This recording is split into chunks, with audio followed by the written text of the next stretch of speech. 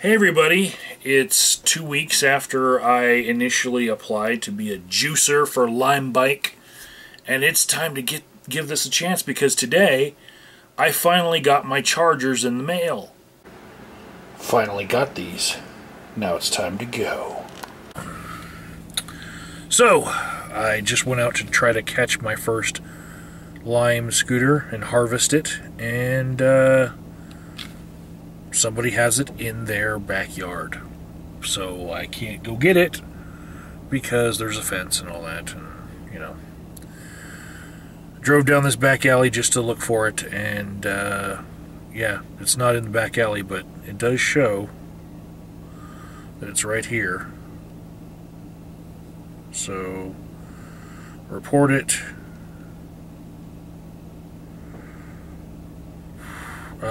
Inside building or behind wall gate. Just marking it missing, and that basically dings the previous writer for, you know, not leaving it in a place where I can get it and putting it behind their own gate, probably so that they can have a ride in the morning. You know, that's awesome. What it does to the people who maybe need to do this for a living is it makes it so that they can't get paid, but they drive out to it, wasting their time and, you know, gas money. So this is an experience. So there's a lot more I could try to get downtown, but which ones will be snagged before I get there, I don't know. So this one on what's near Mariposa and 38th, it's got 20% battery. Last rode 4 hours ago. Last GPS signal 4 minutes ago. It looks like it's right on the corner, so I think I'm going to try to go get that. And there goes what would have been my first charge. Guy is riding off with it. That's just awesome. Back to the hunt. Okay, it says last GPS signal 3 minutes ago. I'll try to ring it.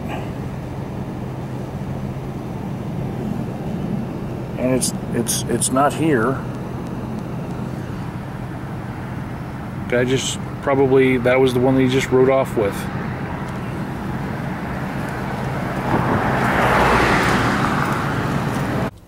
It is 9:17 now. I've followed 2 wild goose chases, and the available limes that are on the map are now significantly diminished. And I'm not sure that I'm going to get one at all, especially because I'm unwilling to pay parking. If to get one of these scooters I would have to pay for parking in order to get to it, then I'm not going down there, you know. But I might be able to find 1 or 2 to see if they're there that aren't around paid parking, but we're headed towards downtown. You know, and that's where they think that the best place to put the concentration of them is. As I am traveling, like, they're disappearing ahead of me. Other people have already picked them all up. And so, like, this last one, I imagine I'm not going to go for that one there because there were a whole bunch more in a cluster there, and I think somebody's already snagging them all there. So I'm going to head over here to the River North District where there's that one right there. That's the only one left. Crap, in that district. This is like Hungry Hungry Hippos, only I'm going to starve tonight. It also sucks that a lot of the streets downtown in Denver are one-way streets. So when you're trying to navigate with an app that is laggy and the little blue dot doesn't catch up with you until you're like 3 streets past where you wanted to go, it makes it very difficult when you're dealing with one-way streets and you're trying to find your way back to where you need to be in order to try to get something or deliver anything. So, yeah, this is not fun. And there's the one I was circling around. And there's two people about to capture it. I mean, I'm just too slow at this. I mean, I was like 2 seconds too slow. It is 9:31, and I've driven all the way downtown. There are 2 limes left somewhere downtown. By the time I get to them, they'll be gone. Somebody else will have snagged them. So, this is a pointless endeavor. I am not going to continue to try to charge these limes. I bought into that this might be an opportunity, but I think as I'm driving, I'm seeing limes disappear. And, yeah. This is a bust. Here's an update. It's 1 minute later, and there's only one in all of Denver. One lime is left that is ready to be juiced. So basically, I drove all this gas money out of my truck for nothing. Nothing at all. Heading home empty-handed, and this will not happen again. 9:48, and I'm already on my way home, driving down Colfax. There's the Mint, by the way. But, yeah, the entire city cleaned out of all limes to harvest, so that's that. Done with playing the real-life version of Hungry Hungry Hippos. I think I can find better things to do with my time. So, about 2 hours later, and I'm empty-handed, and I had a lot of thoughts cross my mind, and a lot of curse words, and a lot of frustration. But I'm going to give you just a rundown of a few of the things that were most important here. Firstly, the Lime app is very laggy. And the first part where I saw that lag was in the map function of it. You could be 5 blocks down from where you think you are, and then you'll just see the blue dot jump, and you're like, oh my goodness, I've already overshot where I'm supposed to be. And it is not using Google Maps. It's got its own little map function in it, and it sucks. It sucks. Okay, it is very frustrating. And it was especially frustrating when I got downtown, when there's only one-way streets, and if you miss your turn, then you've got to, navigate one-way streets around the downtown area. It sucks. Also laggy is when somebody picks up a bike, or scooter, rather,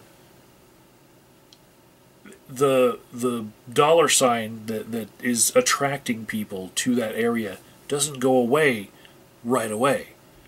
So people are still en route trying to get that money, and they're chasing the same dollar signs, and so you don't know, how many people are chasing that dollar sign that they're just wasting their time. There's one target and multiple people going for it. Hungry Hungry Hippos, I called it while I was driving around. And really, that, to me, was eroding my good feeling about supporting a company that was, all electric and, an alternative to transportation with fossil fuels, because you don't know how many cars are driving towards the same scooter to try to charge it and wasting their time and their gas. It could be, numerous vehicles all headed in that same direction to try to get that $7, or however many dollars that scooter is for that day. it just it was eye opening to me, you know. Also, some of the neighborhoods that the scooters can end up in are not the best neighborhoods. Part of my filming was downtown near a lot of where you would find the seediest parts of the city. And I don't know that it's good to have people all waiting for 9 p.m., after dark, in order to go in a rush to go get these scooters. I even, because I have a horrible imagination for these things, and I've seen all sorts of stories about Craigslist murderers and whatnot. I imagine somebody just taking a Lime scooter and putting it into place, like down a dark alley, just to be able to get somebody who has an expensive cell phone that they have the app on, just to be able to knock them over the head to steal their cell phone. It's not safe, some of the streets that I was looking at that these scooters would be on. And it's dark, it's a scary thing.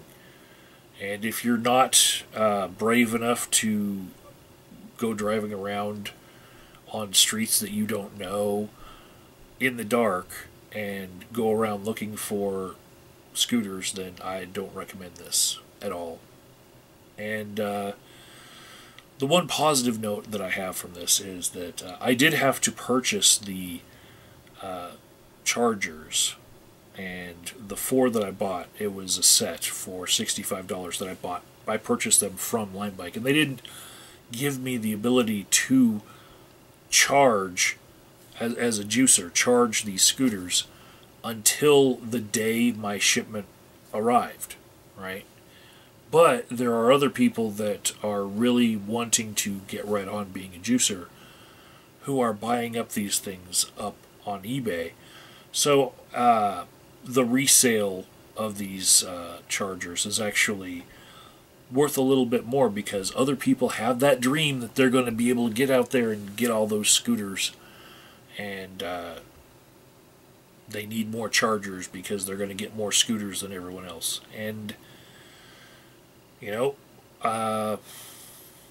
I don't feel good that I was suckered into the dream, but I'm going to pass the screw on to somebody else and just put my chargers up on eBay and cash out while the cashing out is still good, because they're worth twice as much as I paid for them, and that will pay for my time and effort in finding out how much the gig economy frickin' sucks, and finding a side gig for a little cash on the side is, it's a struggle that a lot of people with less means than I have to endure, and I feel for them. This was a great experience for me in being able to empathize with that. So, till I see you again.